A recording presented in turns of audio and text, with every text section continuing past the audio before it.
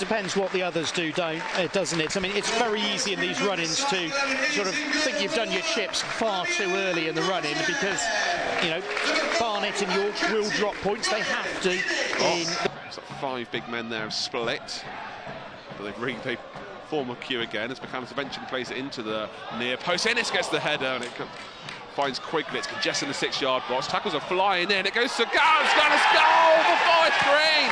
It's Oscar Davey on the far post who pops up and slots it home after Maidenhead didn't clear the corner convincingly, and a good poacher's finish. Forest Green go 1-0 up. Well, we fancied an early goal in this game, didn't we, Billy? And we've got it. Forest Green scoring the first, which has been crucial for Rovers. Game of head tennis in there. Innes twice involved, Quigley involved as well. And it came on the far post to Osadebe, was unmarked, and just lashed it in to, from what that angle probably was a fairly open net. Just the start that Forest Green wanted. You want them now. The first half must be, in the beginning before the game, certainly working. And we've got applause, rhythmic clapping here in the East Stand as well. Harry's back to Innes, plays it on the floor, looking for, I'm not sure who, but Ferguson for Maidenhead gets the ball back, spread to Barrett, looks to have another shot, and it just goes off for a goal kick. Morzak diving to his right-hand side, covering it. Yeah, I think he did have it covered as well. He sort of took his hand away. Elsewhere, still goalless between Cheltenham today, and momentarily I've forgotten who Cheltenham are playing this afternoon, but George Miller. Field again, well controlled by de Havilland. Space in the middle for Ferguson. Taps to the right-hand side. Maynard put some good few passes together here.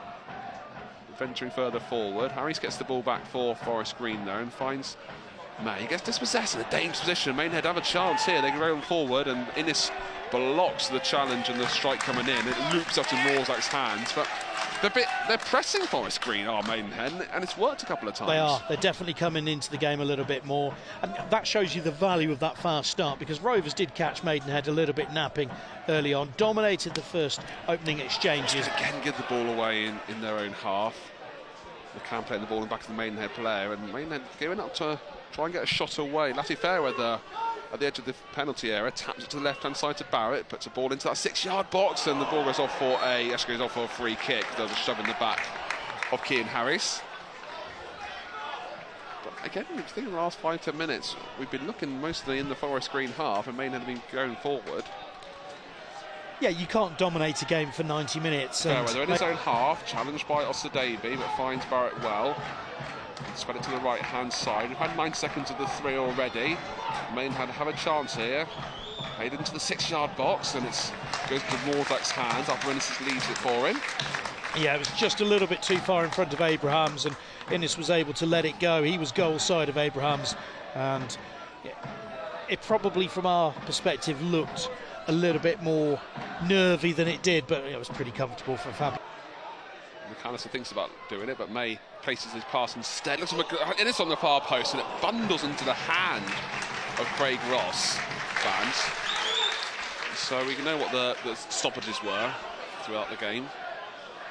As Maidenhead have the ball at the edge of the area, played forward, there's a half a chance for them. Forest going to well to organise themselves, and there's going to be another chance coming in. It's well placed into the hands, though, of Morzak.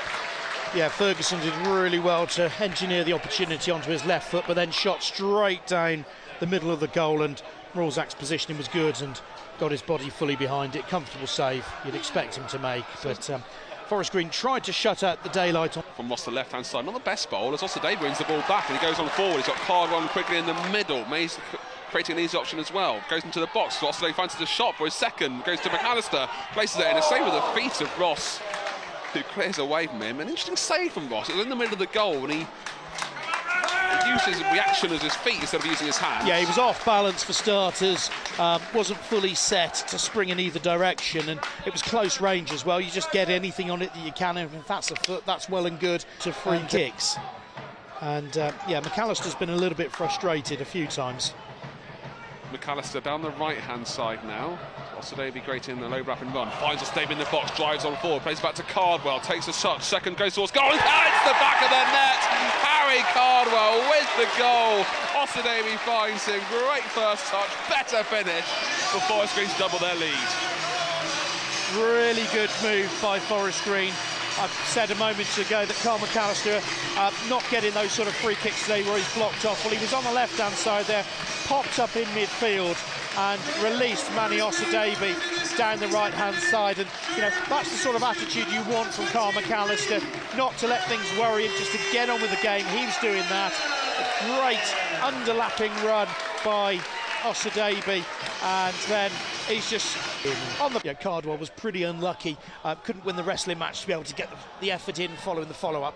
Here comes Maidenhead trying to get a goal back. Play the ball into the 6-yard box and just goes wide. The players diving in, a bit Gascoigne-esque, as they were still lying on the floor, one of them being Sean Mikulski, and Forest being thankful to see that goal for the goal kick. Yeah, I mean, you said Gascoigne-esque, but he's so close to the far post, there's a hint of Phil Babb-esque about it. And the shot goes well over the bar, and that is it. As the referee puts the whistle to her mouth, and the full-time whistle goes for a comfortable 2-0 victory. Manny Osadebe, man of the match, getting the first after 11 minutes, tapping in from